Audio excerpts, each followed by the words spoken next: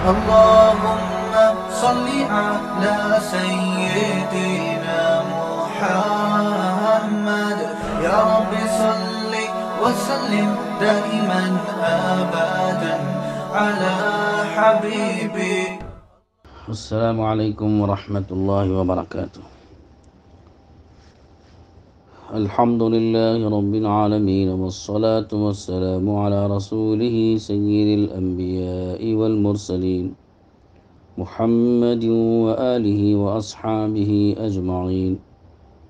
أما بعد، فأعوذ بالله من الشيطان الرجيم.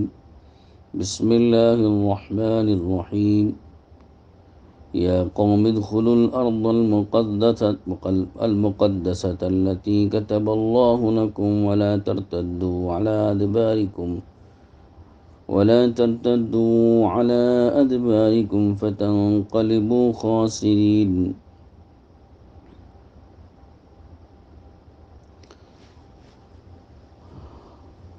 وقال تعالى: سبحان الذي أسرى بعبده ليلا من المسجد الحرام إلى المسجد الأقصى الذي باركنا حوله. صدق الله مولانا العظيم، وصدق رسوله النبي الكريم.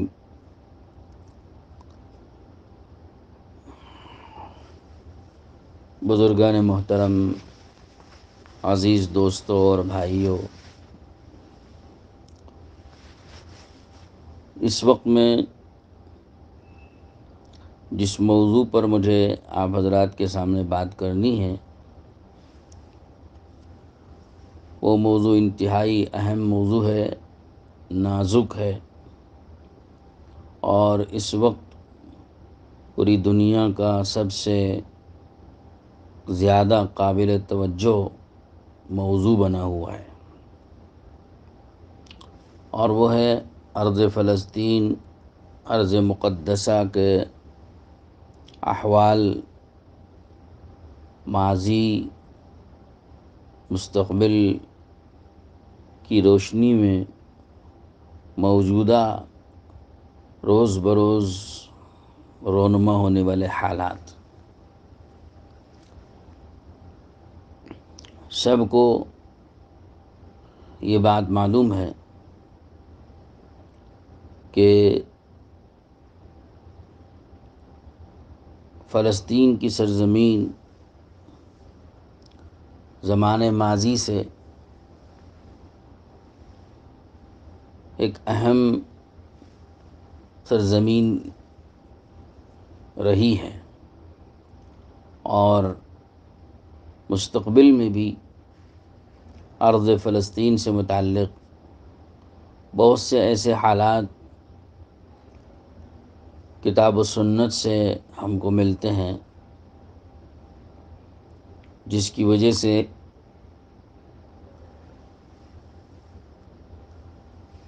سارے عالم کی توجہ اس سرزمین کی طرف رہتی ہے، اور اسی حوالے سے روزانہ وہاں کوئی نہ کوئی حادثہ، کوئی نہ کوئی واقعہ رونما ہوتا ہے جو پوری دنیا کو اپنی طرف متوجہ کر لیتا ہے۔ مختلف حضرات علماء نے آپ حضرات کے سامنے اس موضوع پر خطاب فرمایا ہے، اور ساری تفصیلات آپ حضرات کے سامنے پچھلے بیانات کے ذریعے سے آ چکے ہیں۔ چونکہ اس پروگرام کے تحت میں تحفظ اسلام کے اراکین نے خواہش ظاہر کی کہ بندہ بھی اس پر اپنا خطاب ریکارڈ کر کے ارسال کرے، تو اس لیے اس سلسلے کی مبارک کڑی میں حصہ لینے کے لیے اور تحفظ اسلام کے اراکین کی جانب سے شریک کرنے کے لیے میں شکر گزار ہوں، اللہ تعالیٰ کا بھی اور ان حضرات کا بھی۔ چونکہ میں اس وقت میں عمرے کے سفر پر ہوں، اپنے اہل و عیال سمیت، اور آج کل مدینہ منورہ میں روضہ اقدس اور مسجد نبوی کی زیارتوں اور حاضری سے اللہ تعالیٰ مشرف فرما رہے ہیں، تو حرمین شریفین کی مصروفیت اور مشغولی مستقل خود ایک معنی بنی رہی، تو لہذا میں بیان نہ کر سکا، لیکن مسلسل اصرار کی وجہ سے آج میں تھوڑا سا وقت نکال کر آپ حضرات سے خطاب کرنے کے لیے تیار ہوا۔ اس وقت مجھے آپ حضرات سے چند باتیں عرض کرنی ہیں۔ ویسے تو تفصیلات علماء کے خطابات سے آپ کے سامنے آ چکے ہیں۔ پہلی بات تو یہ عرض کرنی ہے کہ ارض فلسطین کیوں دلچسپی کا باعث ہے، خاص طور پر مسلمانوں کے لیے، اور ویسے عام طور پر سبھی لوگوں کے لیے۔ اس کی وجہ یہ ہے، اللہ تعالیٰ نے اس سرزمین کو بہت ساری خصوصیات سے مالا مال فرمایا۔ پہلی خصوصیت تو یہی ہے کہ یہ زمین دنیا کی ابتدا سے آباد ہے۔ یہاں پر ملک شام کے علاقے میں اریحا ایک بستی ہے جو قدیم ترین شہر مانا جاتا ہے، دنیا کا قدیم ترین شہر۔ علماء نے تاریخ کی کتابوں میں یہ بات لکھی ہے کہ جب حضرت نوح علیہ السلام کے زمانے میں طوفان آیا تھا، اور طوفان نوح میں ساری دنیا غرق ہوئی تھی، اور اس میں کشتی میں سوار ہونے والے 80-82 لوگ ہی صرف محفوظ رہے۔ ان 80-82 لوگوں کو اللہ تعالیٰ نے دنیا میں آباد کیا، اور انہی کے ذریعے سے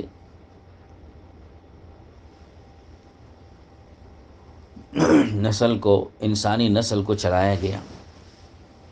لیکن اس میں بھی صرف حضرت نوح علیہ السلام کے جو 3 لڑکے تھے، ایک کا نام حام، ایک کا نام سام، اور ایک کا نام یافس، تو ان 3 ہی لڑکوں کے ذریعے سے چلنے والی نسل کو اللہ نے دنیا میں باقی رکھا، اور باقی سارے لوگوں کی جو نسل رہی وہ دھیرے دھیرے ختم ہوتی چلی گئی۔ چنانچہ حدیث پاک میں حضور اکرم صلی اللہ تعالی علیہ وسلم نے یہ بات ارشاد فرمائی ہے کہ فسام ابو العرب، کہ عرب کے جتنے قبائل ہیں اور عرب ملکوں میں بسے ہوئے ہیں، کہ سب سام کی اولاد ہیں۔ اور حام اور یافس، تو ان کے ذریعے سے حبشہ اور افریقہ اور ہندوستان کے لوگ آباد کیے گئے، اور دنیا کے دوسرے علاقے کے ترک بھی اس میں آباد کیے گئے۔ تو حام اور سام اور یافس، ان تینوں ہی کی اولاد دنیا میں رہی۔ تو اس وقت میں جو آبادیاں بسی ہیں، تو اس میں ایک ملک شام ہے، سب سے پہلے بسنے والی آبادی کا علاقہ ہے۔ تو ملک شام اس زمانے سے آباد ہے۔ میں اس کی تاریخ میں اس وقت اس کی تفصیل میں نہیں جانا چاہتا۔ تو ملک شام بہرحال قدیم ترین علاقہ اور قدیم ترین بستی ہے، اور وہاں چونکہ اس قدیم زمانے سے لوگ آباد رہے، اور اللہ تعالیٰ کے ضابطے کے مطابق اور اللہ تعالیٰ کی سنت کے مطابق جہاں بھی انسانی قومیں آباد رہی ہیں، ان قوموں میں اللہ نے نبیوں کو بھیجا ہے، اور کبھی نبی کے نائبین کو اللہ نے بھیجا۔ وَإِن مِّنْ أُمَّةٍ إِلَّا خَلَا فِيهَا نَذِيرٌ، کوئی قوم، کوئی امت ایسی نہیں گزری کہ جس میں کوئی ڈرانے والا نہ بھیجا گیا ہو۔ یہاں ڈرانے والے سے مراد اللہ تعالیٰ کے عذاب سے ڈرانے والا اگر وہ اطاعت نہ کریں، اور بشارت سنانے والا اگر وہ اطاعت کریں۔ تو کوئی قوم ایسی نہیں گزری دنیا میں کہ جن کے پاس کوئی اللہ کی طرف سے پیغام سنانے والا نہ بھیجا گیا ہو۔ اس میں خود پیغمبر بھی شامل ہیں، وقت کے پیغمبر، نبی یا رسول، یا ان کی طرف سے بھیجے گئے فرستادہ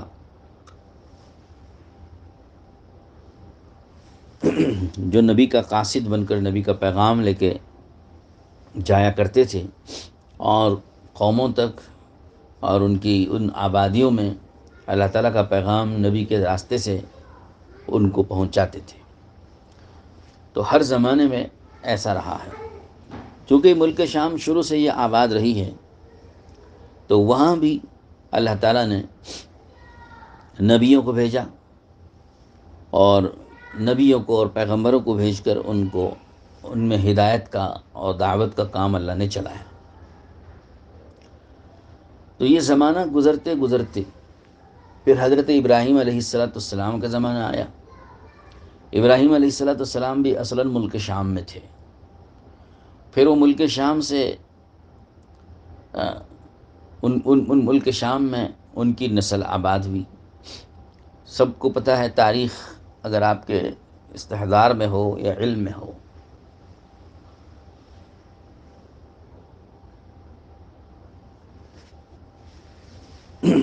ابراہیم علیہ السلام کی 2 بیویاں، ان 2 بیویوں میں سے ایک کی اولاد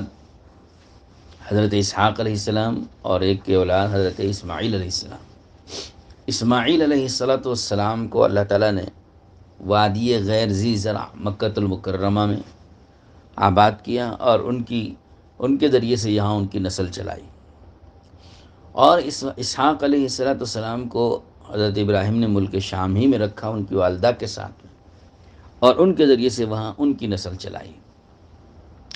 حضرت اسحاق علیہ السلام کے بیٹے تھے یعقوب علیہ السلام، اور ان کے 12 لڑکے تھے، ایک اس میں سے یوسف علیہ السلام۔ انہی 12 لڑکوں کی جو اولاد ہوئی ہے وہ ایک مستقل خاندان اور قبیلہ، بلکہ 12 قبیلوں میں بڑھ گئی، 12 قبیلوں میں پھیل گئی۔ وہی 12 لڑکوں کے 12 قبیلے، انہی کو بنی اسرائیل کہا جاتا ہے۔ ان بنی اسرائیل کو وہاں پر آباد کیا گیا تھا۔ یہ ملک شام میں اولاً آباد رہے، پھر یہ مصر چلے گئے تھے۔ مصر میں فرعون کے ظلم و ستم کو برداشت کرتے رہے۔ پھر اللہ نے ایک وقت لایا کہ وہ فرعون سے ان کو نجات ملی، اور واپس دریا پار کر کے اپنے وطن ملک شام میں یہ لوگ آ گئے۔ اس وقت تک ملک شام دوسروں کے قبضے میں تھا۔ ملک شام کی یہی بستی جو سب سے قدیم ترین بستی تھی، اریحا، اور اسی کے قریب میں فلسطین، اور اسی فلسطین میں یہ بیت المقدس اور مسجد اقصی وغیرہ، یہ سارے علاقے ملک شام کے علاقے کہلاتے ہیں۔ تو یہاں واپس ان کو آنا تھا، تو حضرت موسیٰ علیہ السلام اللہ تعالیٰ کے حکم سے جہاد کرنے کے لیے اریحا بستی تک تشریف لے آئے۔ اللہ کا حکم تھا، اللہ نے یہ حکم فرمایا تھا کہ آپ اپنی قدیم ترین بستی میں واپس جائیں اور اس کو آپ حاصل کریں۔ وہاں ایک قوم آباد تھی جس کو قوم عمالقہ کہتے ہیں۔ یہ قوم عمالقہ دراصل قوم عاد کی کوئی نسل تھی جو چل رہی تھی، اور ان کے ظاہری جسم اور جثے کے اعتبار سے اور ڈیل ڈول کے اعتبار سے، قد و قامت کے اعتبار سے انتہائی لہیم شہین اور بڑی ہیبتناک اور دہشتناک ان کا یہ جسم تھا۔ تو اس وجہ سے یہ لوگ یہاں پر چونکہ قابض تھے، تو اللہ تعالیٰ نے یہ حکم فرمایا کہ ان کو ان سے اس زمین کو حاصل کیا جائے، اور اس زمین کو ان سے حاصل کرنے کے لیے موسیٰ علیہ السلام کو اللہ نے یہ حکم فرمایا کہ آپ اپنی قوم بنی اسرائیل کو لے کر وہاں جائیں، اور اس کی آبادی میں آپ داخل ہو، اس کے دروازے تک آپ پہنچیں، تو انشاءاللہ اللہ تعالیٰ اپنے فضل و کرم سے آپ کو فتح نصیب فرماوے گا۔ تو یہ حکم پا کر حضرت موسیٰ علیہ السلام اپنی قوم بنی اسرائیل کو لے کر وہاں روانہ ہوئے۔ چنانچہ اسی کا تذکرہ قرآن مجید میں اللہ تعالیٰ نے فرمایا ہے، یا موسیٰ علیہ السلام نے اپنی قوم سے یہ فرمایا، یا قوم ادخلوا الارض المقدسۃ التی کتب اللہ لکم، اے میری قوم اس مقدس سرزمین میں داخل ہو جاؤ جو تمہارے مقدر میں اللہ نے لکھی ہے، تمہارے حصے میں لکھی ہے، الارض المقدسۃ التی کتب اللہ لکم ولا ترتدوا علی ادبارکم فتنقلبوا خاسرین۔ لیکن اس بات کو یاد رکھنا کہ وہاں سے الٹے پاؤں مت پھرنا، ورنہ تم خسارے میں اور گھاٹے میں پڑ جاؤ گے۔ تو یہ بات اللہ تعالیٰ نے موسیٰ علیہ السلام کے ذریعے سے اپنی قوم کو پہنچائی۔ چنانچہ موسیٰ علیہ السلام اپنی قوم کو بنی اسرائیل کو لے کر کے وہاں پہنچے اریحا بستی تک، اور وہاں پڑاؤ ڈالا، اور حضرت موسیٰ علیہ السلام نے یہ چاہا کہ جس قوم سے مقابلے کے لیے جانا ہے ان کے حال و احوال تھوڑی سی تفصیلات معلوم ہو جائیں تاکہ مقابلہ کرنے میں آسانی رہے۔ چنانچہ بنی اسرائیل کے 12 قبیلوں کے ایک ایک سردار کو، 12 سرداروں کو منتخب کر کے بھیجا گیا۔ ان میں یوشع ابن نون علیہ السلام بھی تھے اور دیگر بھی تھے، دو آدمی بطور خاص اس میں تھے اور باقی 10 اور۔ تو یہ 12 لوگ وہاں پر گئے، اور جب یہ لوگ پہنچے بستی میں، اس مقدس سرزمین میں جہاں قوم عمالقہ آباد تھی، ان کے حال و احوال لینے کے لیے، تو ان کا ایک آدمی ایسی بڑی ڈیل ڈول کا آدمی، اس سے ملاقات ہوئی، اور اس نے ان سے پوچھا کہ کیسے آنا ہوا۔ تو انہوں نے تفصیلات بتائیں کہ ہم یہاں آپ لوگوں سے جہاد کرنے کے لیے آنے والے ہیں، جہاد کرنے کا ہمارا ارادہ ہے۔ تو وہ ان سب کو پکڑ کے گرفتار کر کے وہ لے گیا اپنے بادشاہ کے پاس، اور بادشاہ نے مشورہ کیا کہ ان کے بارے میں کیا کیا جائے۔ چنانچہ یہ حکم ہوا کہ مختلف رائے آئیں، کسی نے کہا ان کو قتل کر دیا جائے، کسی نے کہا ان کو قید کر دیا جائے، کسی نے کہا کہ ان کو چھوڑ دیا جائے اور ان کو جانے دیا جائے اپنی قوم میں، اور جا کر یہ ہمارے حالات اور ہمارے جسم و جثے کو اور ہمارے ڈیل ڈول کو، ہماری حیت کو بتائیں، ہماری طاقت و قوت اور دبدبے کو بتائیں، پھر ان کا جی چاہے تو لڑنے کے لیے آئیں۔ تو چنانچہ بادشاہ نے اس رائے کو پسند کیا اور ان لوگوں کو روانہ کر دیا۔ وہ لوگ آئے چھوٹ کر کے، موسیٰ علیہ السلام سے عرض کیا۔ موسیٰ علیہ السلام نے فرمایا کہ آپ لوگ اس راز کو فاش مت کرنا، اللہ تعالیٰ کا حکم ہے کہ ہم اس سرزمین میں اس کے دروازے تک پہنچ جائیں،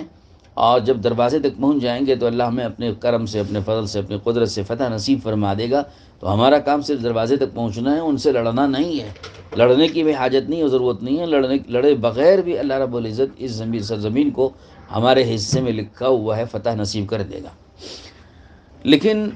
جن سرداروں نے ان کی اس حالت کو دیکھا تھا تو وہ ایسے گھبرائے ہوئے تھے کہ گھبراہٹ کے مارے انہوں نے ایک ایک کو چپکے سے کہہ دیا۔ 10 آدمیوں نے کہا، اور 2 آدمی تھے ان میں سے جنہوں نے اس راز کو فاش نہیں کیا۔ ان میں ایک یوشع ابن نون علیہ السلام ہے جو بعد میں پیغمبر بنائے گئے۔ یہ حضرت موسیٰ علیہ السلام کے سفر کے ساتھی ہیں۔ تو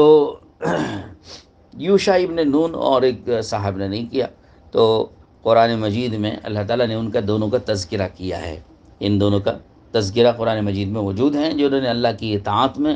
اور اپنے نبی کی فرما برداری میں اس راز کو فاش نہیں کیا، اور انہوں نے راز کو اپنے دل میں رکھا، اور انہوں نے کسی کو اپنی قوم کو نہیں بتایا، لیکن باقی 10 آدمیوں نے بتا دیا۔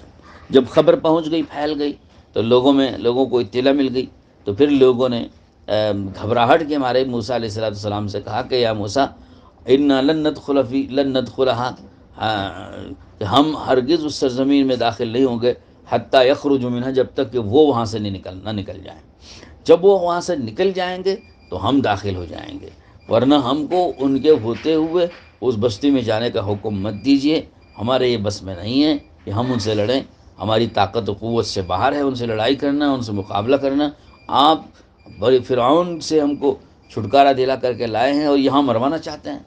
تو ہم وہاں سے نکلے، ہم وہیں، بعض لوگوں نے یہ تک کہہ دیا اچھا تک ہم وہیں مر جاتے، ڈوب جاتے، غرق ہو جاتے فرعون کے ساتھ میں سمندر میں، یہاں آ کر کے ان کے ہاتھوں ہم نہ مارے جاتے۔ تو یہ تک زبانوں پہ ان کے جاری ہو گیا، حالانکہ یہ ان لوگوں کی بنی اسرائیل کی لیے مناسب نہیں تھی بات، چونکہ جب اللہ رب العزت نے ان لوگوں کو کھلے آنکھوں اپنی مدد کے ذریعے سے، اپنی نصرت غیبیہ کے ذریعے سے مدد فرمائی تھی اور ان کو فرعون سے نجات دلائی تھی، کھلے آنکھوں انہوں نے دیکھا تھا کہ دشمن کو اللہ نے کیسے غرق کیا اور ان کو کیسے اللہ رب العزت نے سمندر پار کر کے نجات عطا فرمائی۔ اللہ کی مدد کو کھلے آنکھوں دیکھنے کے باوجود بھی ان کا یقین اس قدر نہیں بن سکا کہ یہاں آ کر کے اللہ تعالیٰ کی مدد کا یقین کر کے جہاد کرتے اور مقابلہ کرتے، اور موسیٰ علیہ السلام کی یقین دہانی پر وہ یقین کر لیتے اور بات مان لیتے۔ ان کو اتنا بھی یقین نہیں ہوا۔ یہ بنی اسرائیل کی ایک کمزوری تھی جو فطرت میں ان کے گویا سمجھے بیٹھی ہوئی تھی۔ چنانچہ موسیٰ علیہ السلام کے ساتھ انہوں نے یہی کہا کہ ہم ہرگز اس سرزمین میں نہیں داخل ہوں۔ غرض یہ ایک مختصر سی تاریخ اور پچھلے حالات تھے جو مجھے بتانے تھے۔ تو پھر اللہ رب العزت نے ان کو میدان تیہ میں زمانے دراز تک کے لیے ان کو قید کر دیا۔ پھر اس کے بعد ایک وقت آیا، یوشع ابن نون کے ذریعے سے اللہ رب العزت نے دوبارہ اس سرزمین کو فتح کیا اور وہ سرزمین آباد ہوئی۔ تو بنی اسرائیل اس سرزمین میں اس زمانے سے آباد رہے۔ لیکن یہ بنی اسرائیل میں بار بار عرض کروں اور ہمیں یہ خوب ذہن میں رہنا چاہیے، بنی اسرائیل میں موسیٰ علیہ السلام کے ماننے والے تھے، اور آگے چل کر جب موسیٰ علیہ السلام کا انتقال ہوا اور پیغمبر آئے، اور آخری میں ان کے بنی اسرائیل میں عیسیٰ علیہ السلام تشریف لائے۔ تو حضرت موسیٰ اور حضرت عیسیٰ کے درمیان میں 1000 پیغمبر ان کے درمیان میں گزرے ہیں۔ تو یہ قوم ایسی ہے کہ جن میں اللہ رب العزت نے بنی انبیاء کو پیدا فرمایا، اولیاء کو پیدا فرمایا، قطب اور ابدال کو پیدا فرمایا، بڑے بڑے اولیاء اکرام ان میں عبادت گزار ان میں رہے، اور اللہ کی مددیں انہوں نے اپنی آنکھوں سے دیکھی۔ لیکن جس قدر انہوں نے اللہ تعالیٰ کا انکار کیا، اطاعت میں، فرمانبرداری میں اور بات کو ماننے میں، جہاں بھی انہوں نے انکار کیا اور رکاوٹیں ڈالی یا اس میں پس و پیش ہوئے، تو اللہ تعالیٰ کی طرف سے عذابات بھی ان کے اوپر اسی طرح سے نازل ہوئے۔ تو موسیٰ علیہ السلام کے ماننے والے جنہوں نے حضرت عیسیٰ علیہ السلام کا انکار کیا وہ یہود تھے، وہ یہودی رہے، اور جنہوں نے عیسیٰ علیہ السلام پر ایمان قبول کر کے ان کے دین میں اپنے آپ کو داخل کیا وہ نصارہ ٹھہرے۔ تو اب یہاں سے یہ دو قومیں بن گئیں، یہود اور نصارہ۔ ایک ماننے والے تھے موسیٰ علیہ السلام کے اور دوسرے ماننے والے تھے عیسیٰ علیہ السلام کے، اور دونوں بنی اسرائیل۔ تو بنی اسرائیل میں یہودی بھی اور نصارہ بھی۔ قرآن مجید میں اللہ رب العزت نے اب تو نصارہ بڑھتے چلے گئے، ان کے یہاں تبلیغ کا ایک کام جاری ہے، جس کی وجہ سے نصارہ صرف اب بنی اسرائیل تک منحصر نہیں رہے، بلکہ وہ ان کی تبلیغ دین کی وجہ سے دوسری قوموں کو بھی انہوں نے نصرانیت میں داخل کر لیا ہے۔ لہذا اب تمام نصرانیوں کے متعلق یہ نہیں کہا جا سکتا کہ یہ بنی اسرائیل میں سے ہیں۔ البتہ یہود ان کے ہاں تبلیغ دین نہیں ہے، تو اس لیے وہ سارے کے سارے اسی طرح اپنے خاندان اور قبیلے میں برقرار رہے، اسی میں وہ منحصر ہیں۔ تو ان بنی اسرائیل نے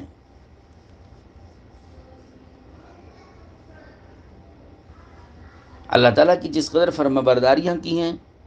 اسی قدر مددیں دیکھی، اور جتنی انہوں نے نافرمانیاں کی اسی قدر عذابات بھی دیکھے۔ تو ان کے حالات بڑے عجیب و غریب ہیں۔ قرآن مجید میں کسی قوم کے حالات اتنے تفصیل سے نہیں بتائے گئے جتنے کہ بنی اسرائیل کے حالات کو بتایا گیا، اور کسی قوم پر اتنے زیادہ اللہ کے انعامات بھی نہیں ہوئے جتنا کہ بنی اسرائیل پر ہوئے، اور کسی قوم پر اتنے عذابات بھی نہیں ہوئے جتنے کہ بنی اسرائیل پر ہوئے۔ اس لیے قرآن مجید میں بنی اسرائیل سے بار بار خطاب کیا ہے، یا بنی اسرائیل اذکروا نعمتی التی انعمت علیکم، اے بنی اسرائیل یاد کرو میری ان نعمتوں کو جو میں نے تمہارے اوپر کی ہیں۔ ان پر انعامات ہوئے، ظاہری بھی، دنیاوی بھی، اور روحانی اور دینی بھی، ہر طرح کے انعامات ان پر ہوئے ہیں۔ اللہ نے انہی انعامات کو یاد کرنے کے لیے بار بار ان سے خطاب کیا ہے۔ غرض میں یہ بات عرض کر رہا تھا کہ ارض مقدسہ کی اہمیت اور اس کی طرف سب کے رجوع کی وجہ کیا ہے، یہ میں نے بتانا چاہ رہا تھا۔ تو فلسطین کی وہ زمین یا ملک شام کی وہ سرزمین اسی قدیم زمانے سے آباد رہی، اور وہاں انبیاء کرام علیہم الصلوات و تسلیمات بھیجے گئے۔ ہزاروں پیغمبر اسی سرزمین میں مبعوث ہوئے ہیں، اور ہزاروں پیغمبر اس سرزمین میں دفن ہیں۔ وہ ان کا وہ مرکز و محبت بھی رہا، اور وہ ان کا مدفن بھی ہے۔ مسلمانوں کے لیے بھی دلچسپی کا باعث ہے، اس لیے کہ وہاں پر مسجد اقصیٰ تعمیر کی گئی ہے، اور یہ مسجد اقصیٰ بھی قدیم ترین مساجد میں سے ہیں۔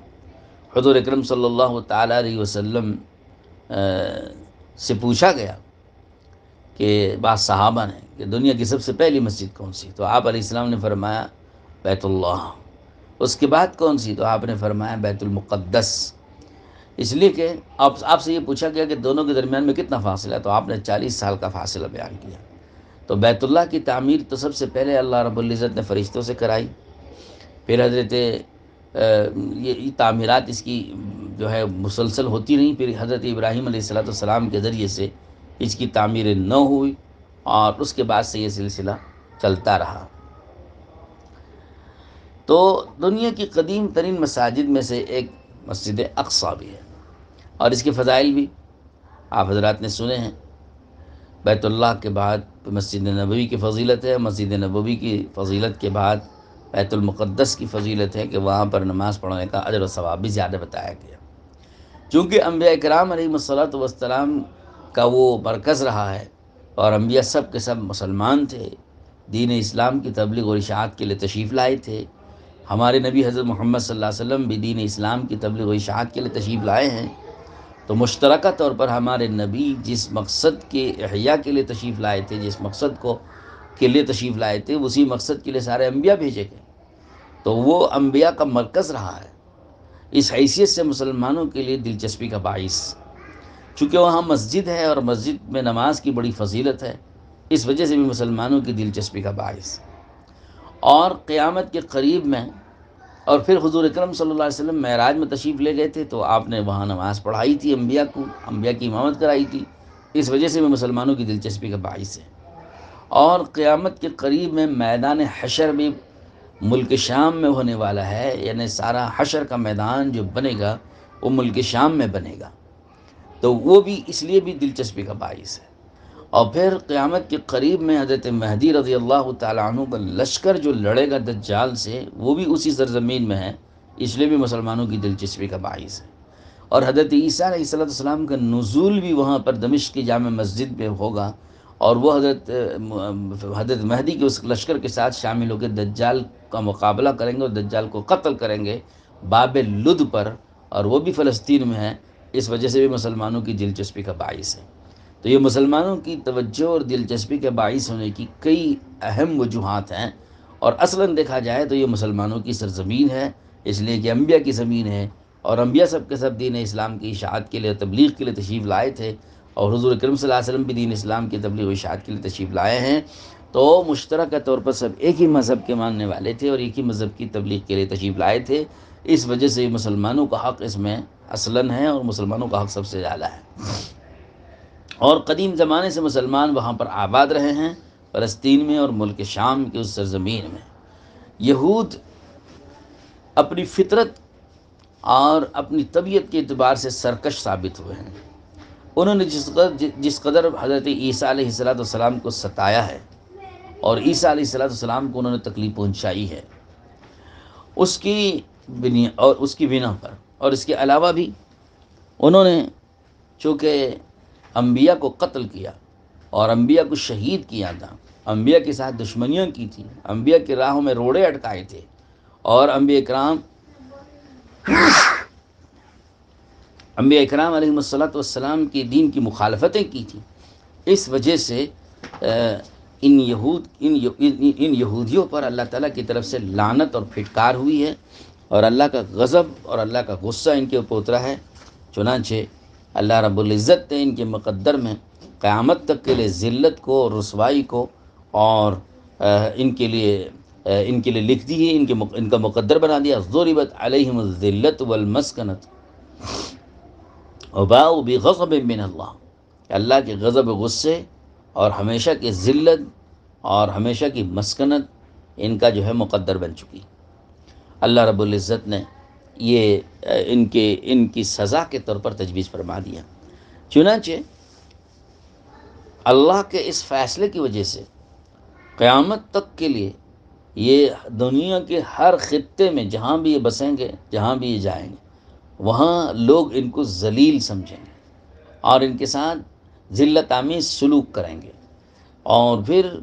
ان کو رسوا کیا جائے گا۔ اور دوسری بات یہ کہ مسکنت بھی ان کا مقدر ہے، یعنی کبھی کتنے ہی بڑے مالدار کیوں نہ ہوں اور کتنے ہی بڑے یہ اہل ثروت بن جائیں، لیکن یہ ہمیشہ دوسروں کے بل بوتے پہ چلیں گے، اپنے بل بوتے پہ نہیں قائم رہیں گے۔ کتنی ہی قوت جمع کر لیں، کتنا ہی مال جمع کر لیں، مگر جب تک ان کو دوسروں کا سہارا نہیں ملے گا اور دوسروں کی طرف سے ان کو کوئی تائیدات نہیں ملیں گی، یہ خود سے قائم نہیں ہو سکتے۔ انتہائی پست ہمت اور انتہائی غیر اولو العزم، یعنی ان کے اندر سے اولو العزمی ختم کر دی گئی، ان کے اندر سے ہمت اور حوصلہ ختم کر دیا گیا۔ یہ ہمیشہ بزدل رہیں گے، بزدل ثابت ہوں گے اور دوسروں کا جب تک ان کو سہارا اور تائید اور تعاون نہیں ملے گا، یہ اپنے بل بوتے پہ کبھی نہیں کھڑے ہو سکتے، نہ اپنی حکومت بنا سکتے، نہ اپنا ملک بنا سکتے، نہ اپنی کوئی دھاک بٹھا سکتے، اپنے بل بوتے پہ کچھ نہیں کر سکیں گے۔ چنانچہ اللہ نے قرآن مجید میں الا بحبل من اللہ وحبل من الناس کہہ کر کے اس بات کی طرف اشارہ کر دیا، یا تو اللہ تعالیٰ ہی کی طرف سے ان کو کوئی امن ملے تو یہ بچیں گے، ذلت سے، رسوائی سے، پسپائی سے، قتل و غارت گری سے، بد امنی سے یہ محفوظ رہیں گے اگر اللہ ہی کی طرف سے کوئی ان کو امن ملے۔ اس کی شکل علماء نے تفسیروں میں یہ بیان کی ہے کہ اللہ تعالیٰ نے چونکہ اسلام کے اندر یہ بات رکھی ہے، یہ اصول بنا رکھا ہے کہ جہاد بھی اگر ہوگا تو جہاد میں عورتوں کو قتل نہیں کیا جائے گا، بچوں کو نہیں قتل کیا جائے گا۔ جو آدمی اپنی عبادت میں مصروف ہو اور اس کو اس دشمنی اور اس لڑائی سے کوئی واسطہ نہ ہو، وہ اپنی عبادت، چاہے اس کی عبادت اللہ کے نزدیک غلط ہو، باطل ہو، قیامت میں وہ کافر ہی میں شمار ہو، لیکن بہرحال اپنے نبی کے طریقے پر وہ عبادت میں مصروف ہے، لڑائی بھڑائی، چھیڑ چھاڑ، دشمنی اور حرب و ضرب سے وہ بالکل علیحدہ ہے، تو اس کو بھی نہیں قتل کیا جائے گا۔ تو یہ ہے حبل من اللہ، کہ اللہ کی طرف سے اس کو چھوٹ ملی ہوئی ہے کہ یہ بچا ہوا ہے، اس کو نہیں مارا جائے گا اور یہ محفوظ رہیں گے۔ بچے ہیں، عورتیں ہیں اور یہ اس طرح کے عبادت گزار لوگ ہیں، یہ محفوظ رہیں گے اور باقی مارے جائیں گے، ذلت اور رسوائی اور حرب و ضرب سے یہ دو چار ہوں گے۔ دوسری شکل یہ ہے کہ حبل من الناس، حبل من الناس کے تحت میں علماء نے بڑی تفصیلات لکھی ہیں، مجھے اس کی تفصیل میں جانا نہیں، لیکن مختصراً اتنا عرض کرنا ضرور ہے کہ اور آج کے زمانے کے اعتبار سے یہ بات اہم بھی ہے، وہ حبل من الناس یہ ہے کہ لوگوں کی طرف سے ان کو کچھ سہارا ملے۔ چنانچہ اس وقت میں اسرائیل کی جو حکومت قائم ہے، دنیا والوں کو جو حقیقت جاننے والے ہیں پتہ ہے، یہ اسرائیل کی اپنی حکومت نہیں ہے، یہ دراصل ایک چھاؤنی ہے برطانیہ اور امریکہ کی۔ یہ ہے حبل من الناس، کہ لوگوں کی طرف سے ان کو سہارا ملے اور لوگوں کی طرف سے تعاون ملے، تائید ملے، تب یہ اپنی حکومت بنا سکتے ہیں، تب ان کی حکومت قائم رہ سکتی ہے۔ اپنے بل بوتے پہ یہ کبھی کوئی حکومت نہیں بنا سکتے اور اپنے بل بوتے پہ کوئی جنگ بھی نہیں لڑ سکتے۔ ان کو جب تک کہ امریکہ اور برطانیہ کی تائید نہ ہو، ان کی فوجیں ان کے ساتھ نہ لڑیں اور ان کی طرف سے جب تک ہمت اور حوصلہ ان کو نہ ملے، یہ لڑ نہیں سکتے۔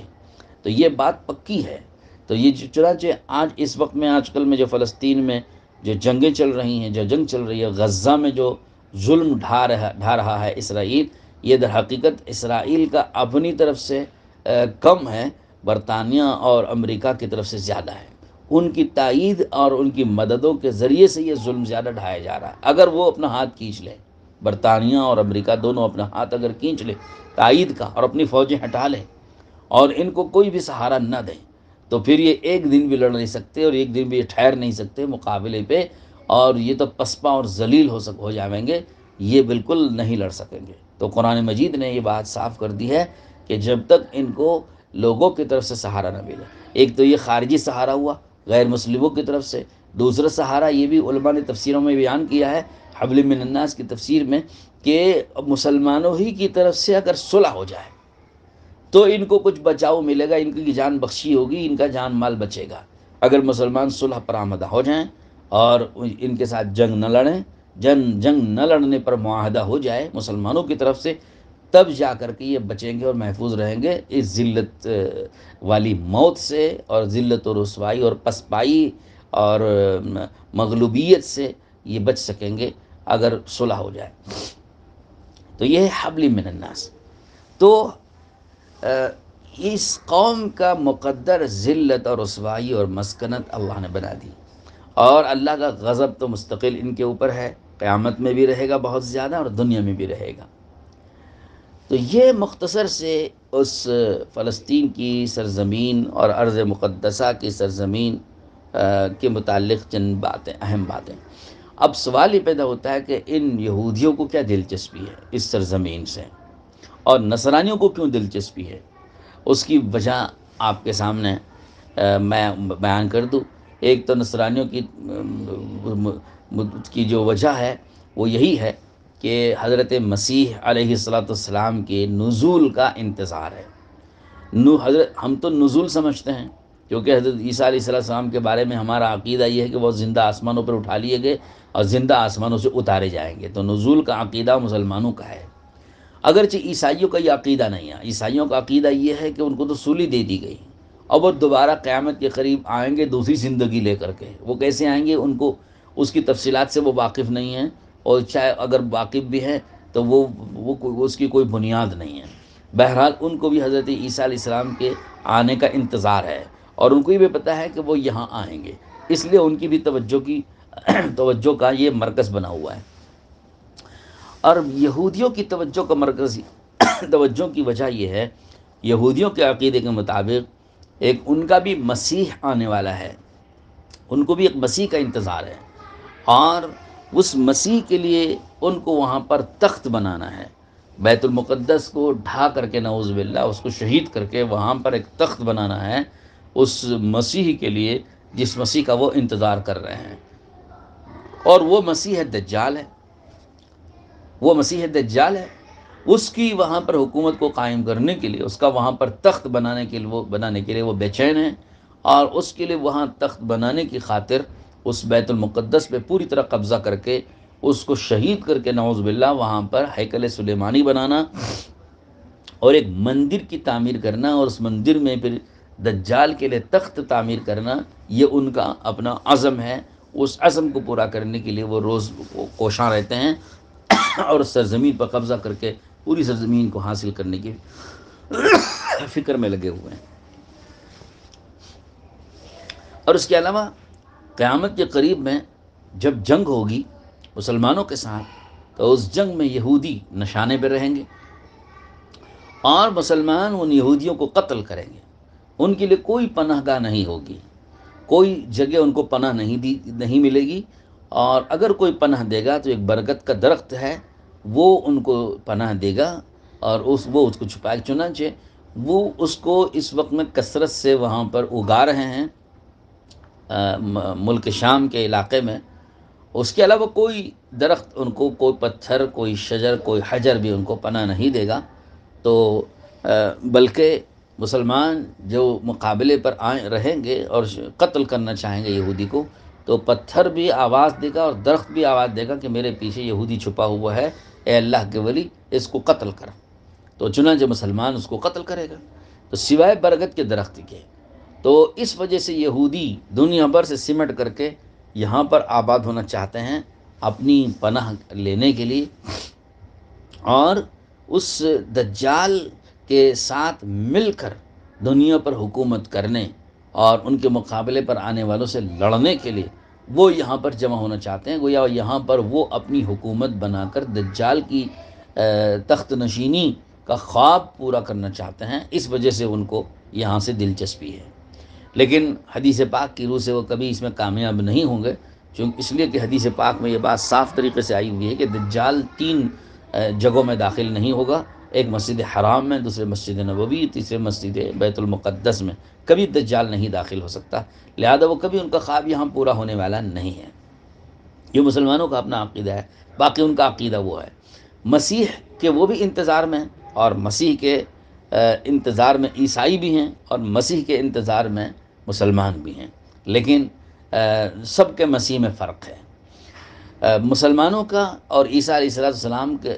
دونوں کا انتظار جس مسیح کے سلسلے میں چل رہا ہے وہ حضرت عیسیٰ علیہ السلام ہے۔ حضرت عیسیٰ مسیح جو ان کا لقب ہے مسیح، عیسیٰ علیہ السلام ان کا نام ہے، تو ان کا انتظار مسلمانوں کو بھی ہے اور عیسائیوں کو بھی ہے۔ مسلمان اس مسیح کو مسیح صادق سمجھتے ہیں، اور یہودیوں کو ایک مسیح کا انتظار ہے جس کو مسیح دجال کہا جاتا ہے، اور ہمارے نزدیک وہ مسیح کاذب ہے۔ جس کو ہم مسیح کاذب سمجھتے ہیں، یہودی اس کو مسیح صادق سمجھتے ہیں، اور ہم جس کو مسیح صادق سمجھتے ہیں اس کو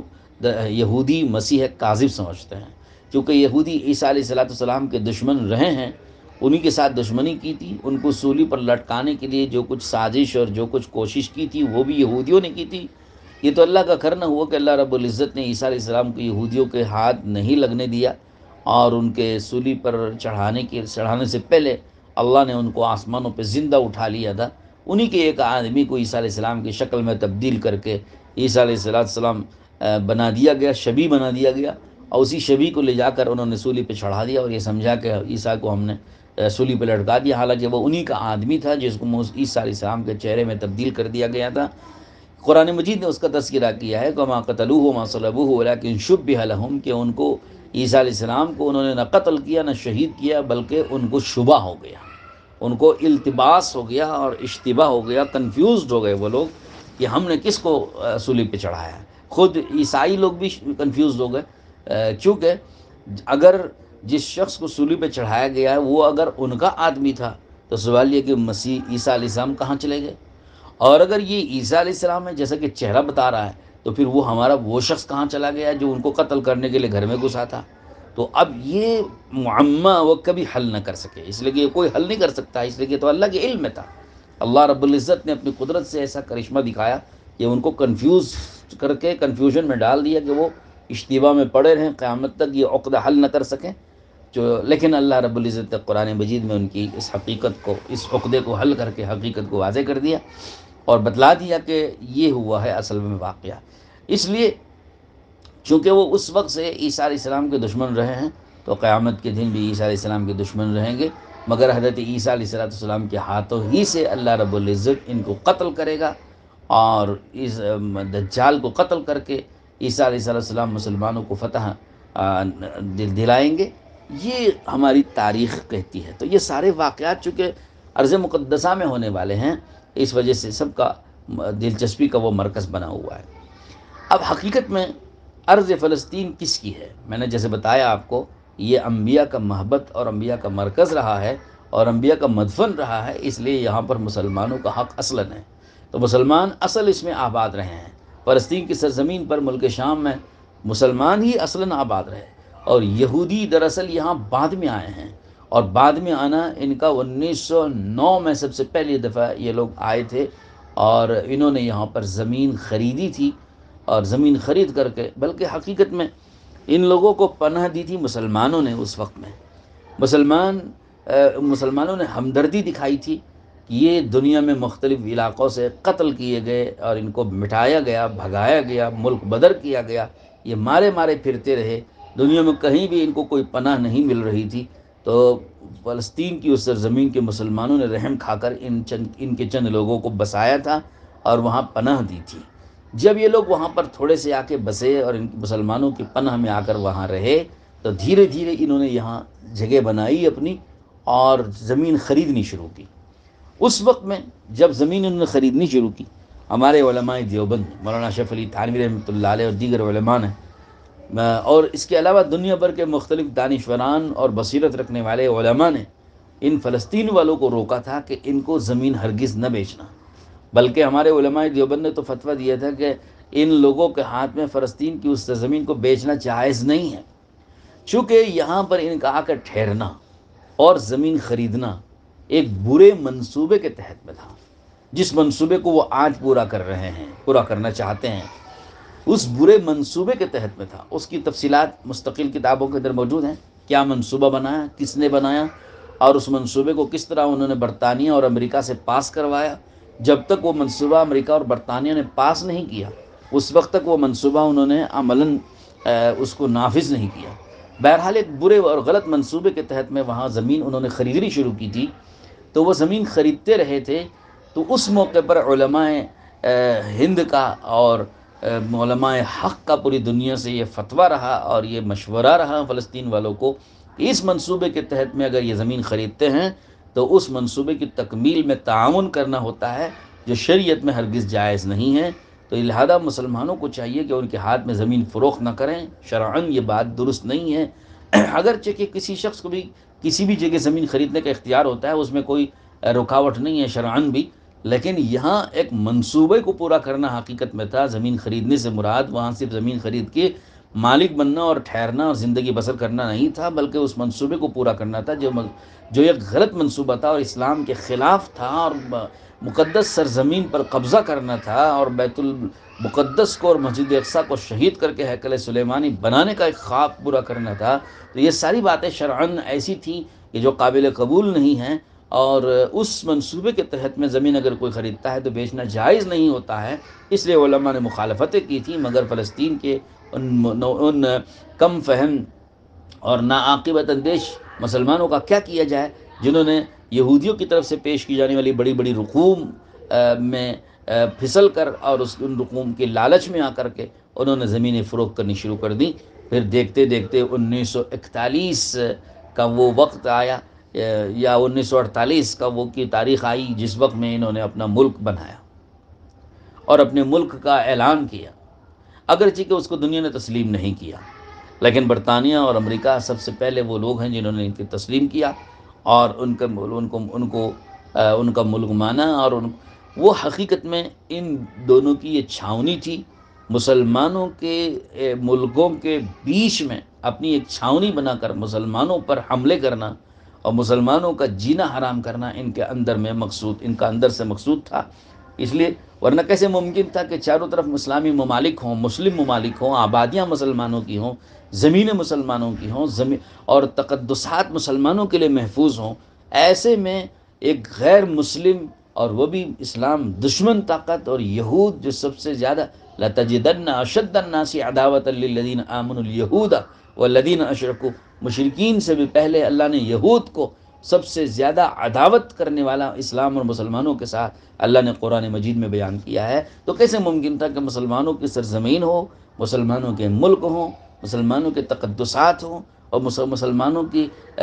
جو ہے وہاں بستیاں ہوں، آبادیاں ہوں، اس کے بیچ میں ایک غیر مسلم اس قدر شدید دشمنی رکھنے والا وہ کیسے آ کر کے وہاں بسے؟ یہ تو ممکن نہیں تھا۔ لیکن امریکہ اور برطانیہ کو مسلمانوں کے یہ سارے ممالک کی طاقتیں توڑنا اور ان کو کمزور بنانا اور ان کو اپنا غلام بنائے رکھنا اور ہر وقت ان کو پریشان کرنا اور ناک میں دم کیے رکھنا، یہ ان کا اندر سے مقصود تھا۔ اس کے لیے انہوں نے اسرائیل کا ایک ملک بنا کر وہاں پر یہودیوں کو لا کر بسایا، اور ان کی اپنی پشت پناہی سے ہوا۔ تو لہذا یہ ساری چیزوں کو دیکھتے ہوئے ہم ہرگز اسرائیل کے اس ملک کے قیام کو جائز قیام نہیں کہتے، ہم تو یہ ناجائز قیام ہے، اور یہ یوں کہہ لیجئے کہ یہ ایک ناجائز ملک ہے جو ناجائز قبضہ کر کے فلسطین میں اپنا جو ہے وہ اپنا ملک بنا رہے ہیں۔ ابتداءً تو انہوں نے خرید کر کے زمینیں ملک بنایا، اور جب ان کا رعب دبدبہ اور وسعت وہاں پر زیادہ ہو گئی تب انہوں نے زبردستی زمینوں کو چھیننا شروع کیا۔ یہ ہے وہ ناجائز طریقہ جو انہوں نے اختیار کیا، جو عالمی قوانین کی روح سے بھی یہ غلط تھا اور انسانیت کے اعتبار سے بھی غلط تھا۔ جب ان کو مسلمانوں نے پناہ دی ہے تو مسلمانوں کے ساتھ ایسا برتاؤ ان کا انتہائی گھٹیا اور انتہائی بد اخلاقانہ اور احسان فراموشی کا یہ معاملہ، جو دنیا والوں کی نگاہ میں سب سے زیادہ برا سمجھا جائے گا اور قابل مذمت سمجھا جائے گا، کہ جب مسلمانوں نے ان کو ہمدردی دکھاتے ہوئے جگہ دی، پناہ دی ہے، تو بجائے مسلمانوں کے ساتھ ہمدردی دکھانے کے مسلمانوں پہ ظلم کرنا اور ان کی زمینوں کو زبردستی چھیننا، اس پر بلڈوزر چلانا اور ان کی بڑی بڑی عمارتوں کو تہس نہس کر دینا اور ان کے معصوم بچے اور عورتوں پر ظلم ڈھانا، بیماروں پر، ہسپتالوں پر، اسکولوں پہ بمباریاں کر کے ان کو تباہ و برباد کرنا، یہ انتہائی بد اخلاقانہ ثبوت ہے جو ان کی طرف سے برابر ہوتا جا رہا ہے اور مسلسل ہوتا جا رہا ہے۔ تو دنیا والوں کو چاہیے تھا کہ ان کے خلاف آواز اٹھاتے، لیکن افسوس ہے کہ دنیا والے تو درکنار، خود مسلمان ملک بھی ان کے خلاف آواز اٹھانے کو تیار نہیں ہے، اس لیے کہ یہ مسلمان ملک بھی انہی نصرانیوں امریکہ اور برطانیہ کی تعاون اور ان کی امدادوں پر اور ان کی داد و دہش پر جی رہے ہیں، اور ان کے یوں سمجھیے کہ انہی کے منت اور احسان تلے یہ جی رہے ہیں۔ اس وجہ سے ان کو اس کی ہمت نہیں ہے۔ اب ان کی اطاعت میں یہ بھی اسرائیل کی کبھی تائید میں بات کرتے ہیں اور مسلمانوں کی خلاف میں مخالفت میں باتیں کرتے ہیں، اور جو آوازیں فلسطینیوں کی تائید میں یا بیت المقدس کی تائید میں اور اسرائیل کے خلاف میں اٹھتی ہیں، ان کو یہ دبانے کی کوشش کرتے ہیں۔ یہ سب سے زیادہ افسوسناک بات ہے۔ الغرض غزہ والوں کی اور حماس والوں کی جو بھی نظریہ ہو، اس نظریے کے تحت میں ان کا مخالفت کرنا اور تائید نہ کرنا ہو رہا ہو، وہ نظریہ اپنی جگہ ہے، لیکن بہرحال مسلمان ملک ہیں اور زمین مسلمانوں کی، بیت المقدس مسلمانوں کا مقدس جگہ، اس کو اگر چھیننے کی کوشش اسرائیل اگر کر رہا ہو تو کیسے ممکن ہے ایک مسلمان ملک کے لیے کہ ان کی تائید کریں اور ان کی مخالفت نہ کریں؟ یہ کیسے ممکن ہے؟ تو انتہائی بے غیرتی کی بات ہوئی اور حمیت اسلامی اور غیرت دینی کے خلاف یہ بات ہوئی، بلکہ یوں کہا جائے کہ اسلامی نقطہ نظر سے انتہائی یہ ناجائز نظریہ ہے جو مسلمان ملک اپنائے ہوئے ہیں اور اختیار کیے ہوئے ہیں۔ مجھے بس یہ چند گزارشات آپ حضرات سے عرض کرنی ہے۔ میں نے اس میں پچھلی تاریخ کو اور مستقبل میں ہونے والے حالات کے پیش نظر اور اب موجودہ اس وقت میں اسرائیل کا مقصود کیا ہے اور کس مقصد کے تحت میں یہ وہاں مسلمانوں کو ختم کر کے مسلمانوں پہ ظلم کر رہا ہے، وہ اس میں نے سامنے رکھ دیا، اور مسلمانوں کا ان سے لڑنا کس قدر حق بجانب ہے، اور فلسطینیوں کا اپنا حق حاصل کرنے کے لیے ان سے مقابلہ کرنا اور ان پر وار کرنا اور حملے کرنا کس قدر حق بجانب ہے، وہ میں نے آپ کے سامنے رکھ دیا۔ ایک بات یہ بھی میں عرض کر دینا چاہتا ہوں آخر میں کہ دو نظریات سامنے ہیں۔ ایک نظریہ ہے غزہ والوں کا، مسلمانوں کا نظریہ، حماس کا نظریہ، اور ایک نظریہ ہے یہودیوں کا، اسرائیل کا نظریہ۔ اسرائیل کا نظریہ وہی نظریہ ہے جس منصوبے کے تحت میں وہ وہاں فلسطین میں آ کر آباد ہوا اور فلسطین کی سرزمین پر زبردستی قبضہ کر کے ہیکل سلیمانی تعمیر کر کے دجال کا وہاں تخت بنا کر دجال کی حکومت پوری دنیا میں قائم کرنے کا وہ پلان دیکھ رہا ہے۔ یہی نظریہ یہودیوں کا ہے، اس سے مختلف کوئی دوسرا نظریہ یہودیوں کا نہیں ہے۔ اب اس کے مقابل میں حماس کا اور مسلمانوں کا اور اہل فلسطین کا نظریہ ہے کہ جو اس کے خلاف میں وہ آواز اٹھا رہے ہیں، اور عیسیٰ علیہ السلام اور حضرت مہدی کے ساتھ لشکروں کو ترتیب دے کر دجال کے مقابلے کی تیاری اور ان کا بیس بنانا، یہ جو بھی نظریہ فلسطین والوں کا ہے اور جو نظریہ اسرائیل والوں کا ہے، اب مسلمان ممالک کی تائید میں بات کرنے والے دنیا بھر کے مختلف علاقوں میں، ہندوستان، پاکستان، بنگلہ دیش کے رہنے والے مسلمان بعض جو اپنے کو دانشور سمجھتے ہیں، ان سے میری گزارش ہے کہ وہ ان دو نظریات میں کس نظریے کی تائید آپ کریں گے، فیصلہ آپ کو لینا ہے۔ اگر آپ اسرائیل کے نظریے کی تائید کرتے ہیں تو آپ اپنے ایمان کی خیر منائیے اور اپنی قسمت پر بیٹھ کر روئیے، اور اگر آپ مسلمانوں کے نظریے کی، فلسطین اور غزہ والوں کے اور حماس والوں کے نظریے کی تائید کرتے ہیں، تو یہ آپ کے ایمان کا اور غیرت کا تقاضا اور حمیت کا تقاضا ہے، جو آپ کے لیے باعث نجات بھی بن سکتا ہے۔ تو بہرحال یہ دو نظریات سامنے ہیں، ان دو نظریات میں آپ کو فیصلہ کرنا ہے کہ کس نظریے کی تائید کریں گے۔ اگر آپ حماس والوں کے نظریے کو صحیح نہیں سمجھتے ہیں، اس کی وجہ سے حماس کی تائید آپ نہیں کرتے ہیں، تو لا محالہ آپ اسرائیل کے نظریے کی تائید میں جائیں گے، اور آپ کی بات اسرائیل کی تائید میں جائے گی، اور اسرائیل کے نظریے کی تائید کرنا اگر آپ کا مقدر بن گیا تو یاد رکھیے یہی وہ بات ہے جس کا حدیث پاک میں خدشہ ظاہر کیا گیا ہے کہ جب دجال کا ظہور ہوگا تو مسلمانوں میں سے، مسلمان ملکوں سے، مسلمان قوموں میں سے کچھ لوگ ایسے ہوں گے جو دجال کے ساتھ شریک ہوں گے اور دجال پر ایمان لائیں گے اور اپنا خاتمہ کفر پر کریں گے۔ حتیٰ کہ لکھا ہے کہ مدینہ منورہ سے 50,000 لوگ دجال کے لشکر میں شامل ہو گئے۔ تو جب آپ سوچیں کہ مدینہ جیسے مبارک شہر سے 50,000 لوگ دجال کے لشکروں کے ساتھ کھڑے ہونے والے ہوں گے، تو ہندوستان سے کتنے کھڑے ہوں گے اور دوسرے مسلم ممالک سے کتنے کھڑے ہوں گے؟ گویا یہ ان کا مقدر ہے کہ وہ دجال کے ساتھ کھڑے ہوں گے۔ تو اس لیے ظاہر سی بات ہے کہ اگر اسرائیل کی تائید میں اگر یہ لوگ بات کرتے ہیں تو حدیث پاک کی اس پیشین گوئی کے مطابق ہوا جو اللہ کے نبی علیہ السلام نے 1400 سال پہلے بیان فرما دیے۔ اور اگر آپ اس نظریے سے بچنا چاہتے ہیں تو پھر یہ لامحالہ آپ کو حماس کی اور مسلمانوں کی اور اہل فلسطین کی تائید کرنی ہوگی۔ یہ امید ہے کہ اللہ رب العزت ہماری ان گزارشات کو قبول فرمائے۔ یہاں مسجد منورہ سے اور مدینہ منورہ سے ہماری یہ گفتگو اللہ تعالیٰ اس کو قبول فرمائے اور اس میں مجھے پورا بھرپور اجر نصیب فرمائے۔ وآخر دعوانا ان الحمد للہ رب العالمین۔ إلا الله لا إله إلا الله لا إله إلا الله لا إله إلا